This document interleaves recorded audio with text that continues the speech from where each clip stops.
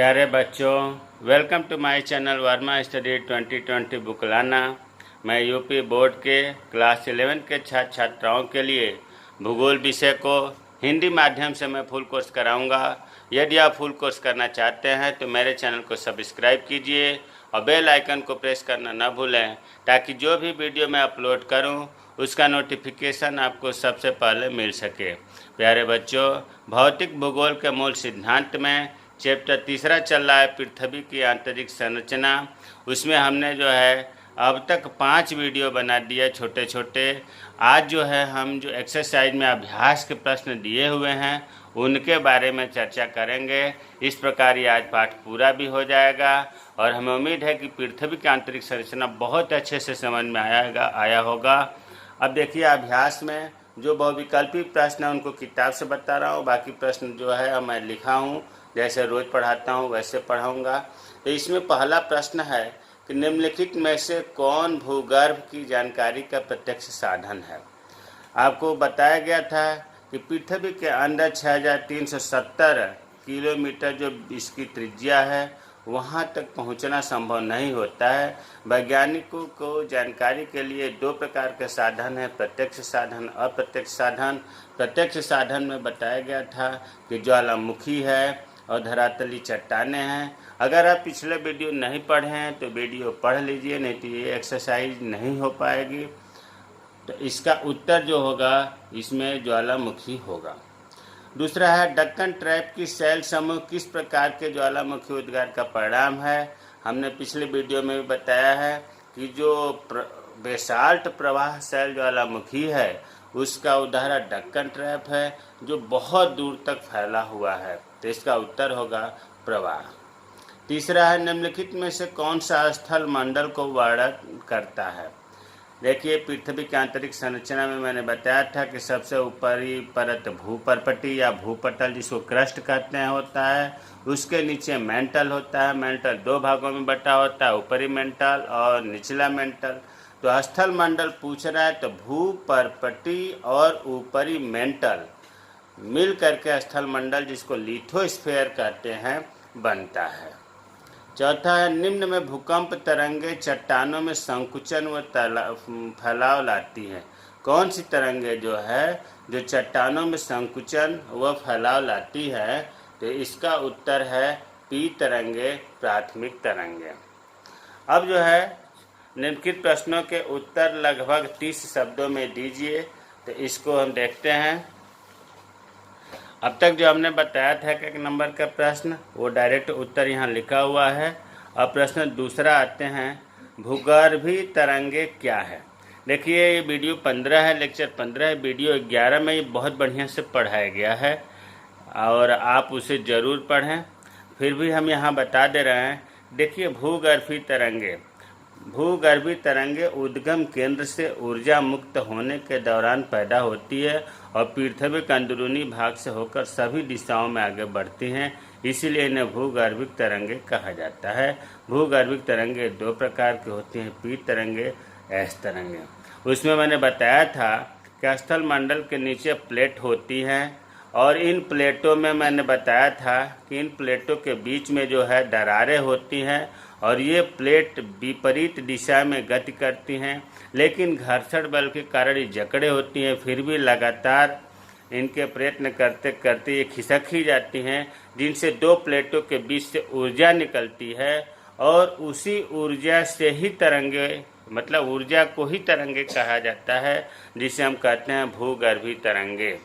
और ये जो जहाँ से ऊर्जा निकलती है, जिसको हम फोकस कहते हैं, अधिकेंद्र कहते हैं, उद्गम केंद्र, वहाँ से जो निकलती हैं तरंगे, जिनको भूकंपीय तरंगे कहते हैं, ये 2 प्रकार की होती हैं, प्राथमिक तरंगे और सेकेंडरी तरंगे।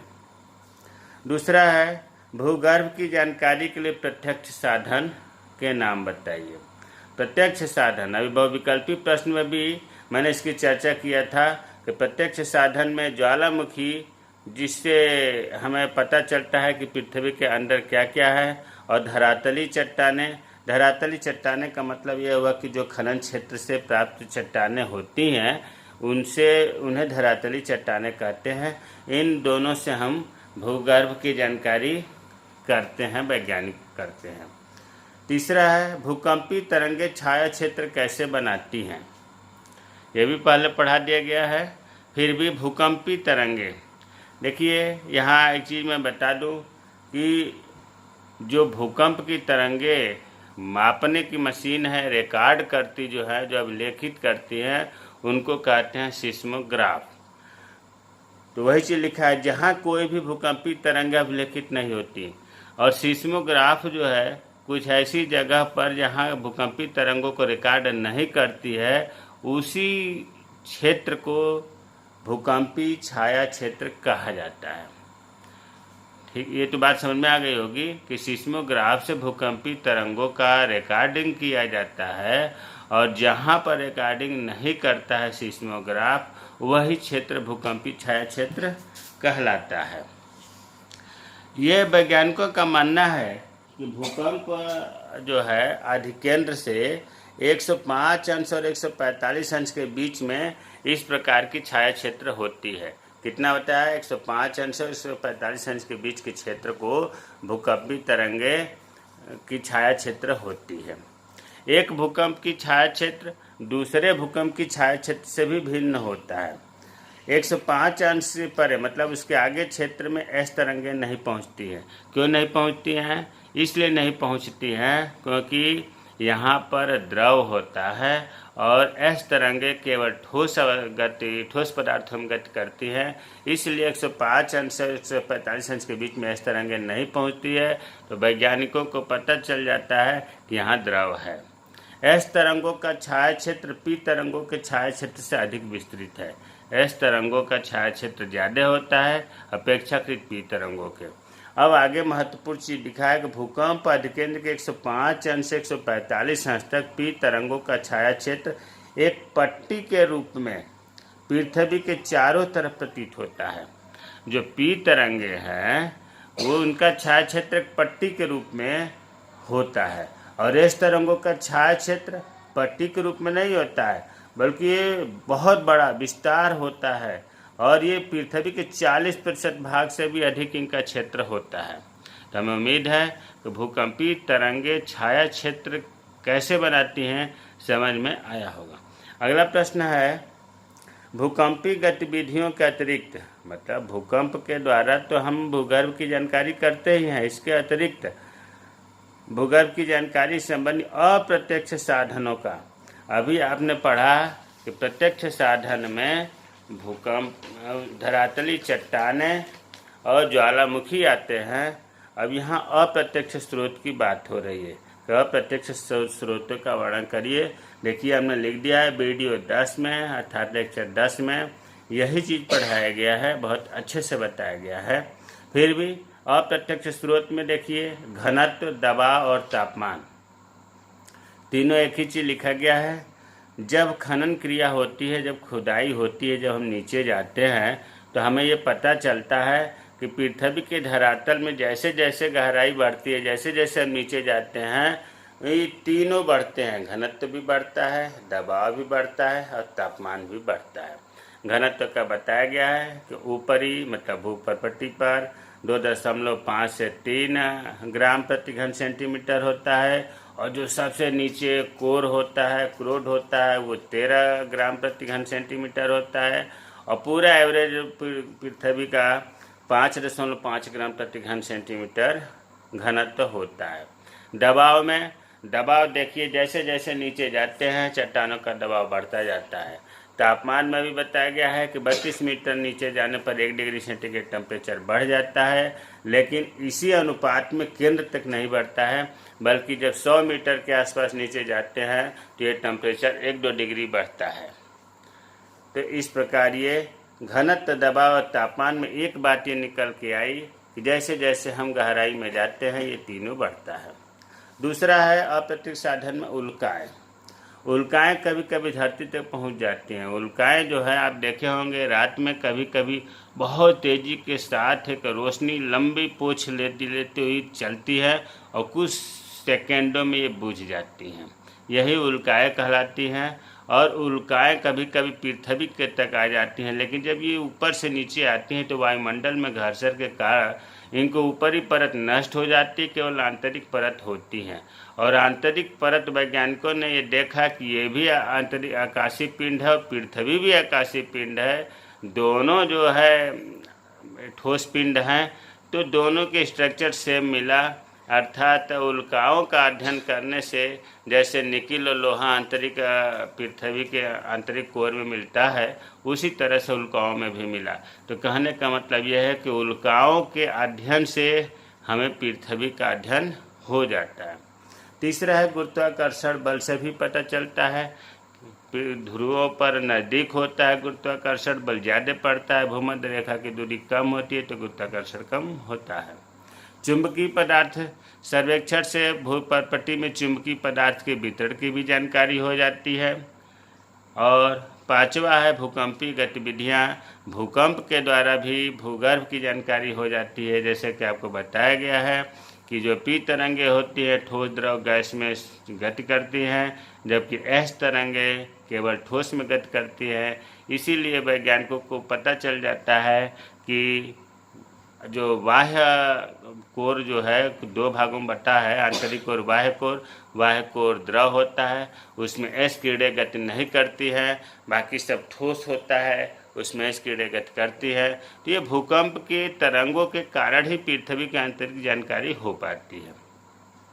अगला प्रश्न है भूकंपी तरंगों के संचरण का उन चट्टानों पर प्रभाव बताएं जिनसे होकर यह तरंगें गुजरती हैं। पहले तो ये आप जाने कि भूकंपी तरंगें 3 प्रकार की होती हैं, लेकिन इससे पहले आपको मैंने बताया था कि भूकंपी तरंगें 2 प्रकार की होती हैं। कौन कौन?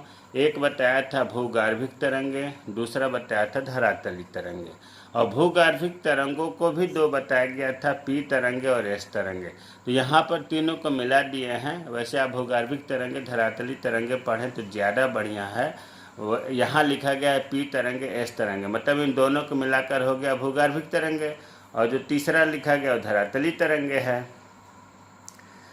तो अब इसमें धरातल पर सबसे पहले पी तरंगे, अब पी तरंगे के बारे में लिख रहा है कि ये तरंगे तीव्र गति से चलने वाली तरंगे हैं। किसके अपेक्षा? एस तरंगों की अपेक्षा, धरातली तरंगों की अपेक्षा ये तेज चलती हैं, और तेज चलने के कारण ही धरातल पर सबसे पहले पहुंचती हैं, और धरातल पर इन्हीं को सबसे पहले महसूस किया जाता है, पी तरंगों का। और पी तरंगे ठोस में भी गति करती हैं, गैस में भी, द्रव में भी, तीनों प्रकार के पदार्थों से गुजरती हैं। पी तरंगे जब चलती हैं तो इसी की वजह से, या कोई भी तरंगे जब गति करती हैं जिससे कंपन होता है तो हम कहते हैं कि भूकंप आ गया। तरंगों की गति करने से ही कंपन होता है। तो पी तरंगे जो है वो कंपन की दिशा तरंगों की दिशा के समानांतर होती है। जिधर तरंगे जाती हैं उसी दिशा में कंपन भी होता है। यह गति की दिशा में ही पदार्थ पर दबाव डालती है। जैसे गति जिस दिशा में जाएगी स्वाभाविक है, उसी दिशा में ही पदार्थ पर दबाव डालती है, और इसी दबाव के कारण पृथ्वी के घनत्व में भिन्नता अंतर आ जाता है, और अंदर जो सैल है उनमें संकुचन व फैलाव की प्रक्रिया उत्पन्न होती है।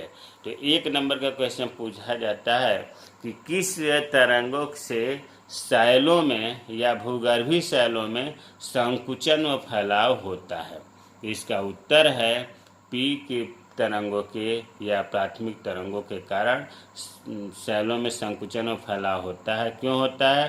क्योंकि इनकी विशेषता होती है कि जिस दिशा में ये गति करती हैं उसी दिशा में दबाव डालती हैं, जिससे सिकुड़न और फैलाव दोनों होता है। एस तरंगे की बात करें, ये तरंगे अपेक्षाकृत मंद गति से चलती हैं। मंद गति से चलने का मतलब है कि उनकी अपेक्षा पी तरंगों की अपेक्षा, और ये केवल ठोस पदार्थों में गति करती हैं।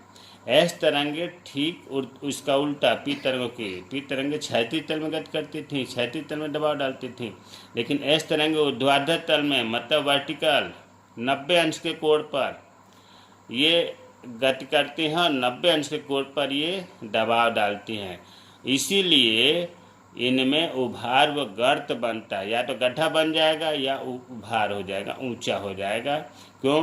क्योंकि ये समकोण पर दबाव डालती हैं।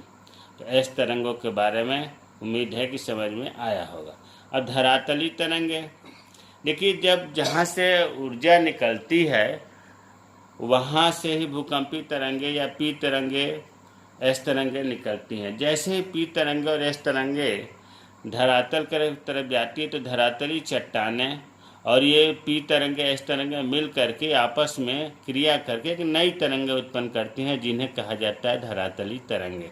वही चीज़ लिखा है, भूगर्भिक तरंगे मतलब पी तरंगे एस तरंगे धरातली शैलों के तरंगे नहीं, धरातली शैलों के मध्य क्रिया के कारण नई तरंगे उत्पन्न होती है, जिनसे धरातली तरंगे कहा जाता है। ये धरातल पर चलती है और ये सबसे अधिक विनाशकारी होती हैं।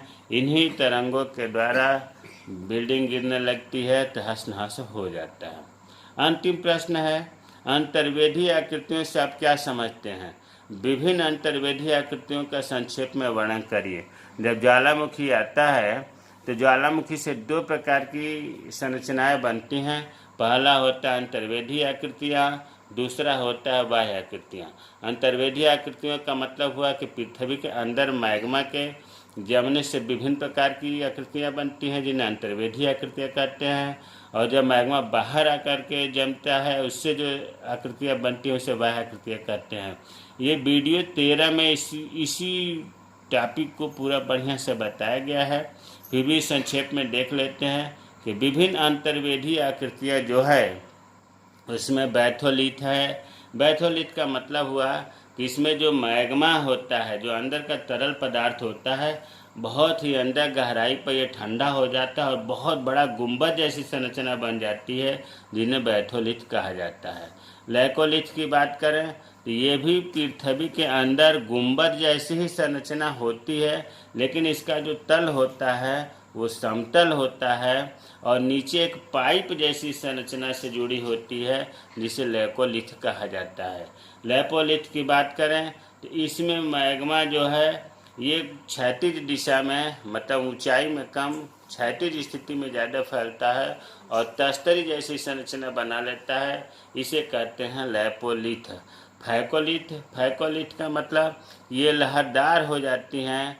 अपनत जो उठा हुआ भाग है, अभिनत जो धंसा हुआ भाग है, उठे हुए भाग और धंसे हुए भाग में अगर मैग्मा जम जाता है तो इस प्रकार परतदार संरचना को, लहरदार संरचना को फैकोलिथ कहा जाता है। सील या सीट, जब अंतर्वेधी चट्टानों में मैग्मा चादर जैसी संरचना बन जाता है, चादर का मतलब तो समझ रहे होंगे कि काफ़ी फैल जाता है, उसे सील या सीट कहते हैं। अगर ये कम मोटाई वाला चादर बना हुआ है तो उसे सीट कहेंगे। अधिक मोटाई वाला अगर चादर बना हुआ है तो उसे सील कहेंगे। एक और संरचना बनती है डाइक। छठा, डाइक। ये लंबवत जो है, लंबवत बनती है। दीवार जैसी संरचना अगर बन जाती है मैग्मा के ठंडा होने से, ये दरारों के बीच में मैग्मा रुक जाता है और दीवार जैसी संरचना बन जाती है, उसे हम डाइक कहते हैं, DYKE। तो इस प्रकार इस वीडियो को आप अंतर्वेधी आकृतियों को समझने के लिए वीडियो 13 ज़रूर देखें। और ये आज पाठ पूरा समाप्त हो गया, पृथ्वी के आंतरिक बाह्य संरचना। इसे बहुत अच्छे से पढ़ाया गया। उम्मीद है कि इस पर आप लोगों का प्रतिक्रिया ज़रूर मिलेगा। वीडियो कैसा अच्छा लगा, कहाँ कोई दिक्कत हो उसे पूछें। मेरे चैनल को सब्सक्राइब कीजिए। जय हिंद, जय भारत।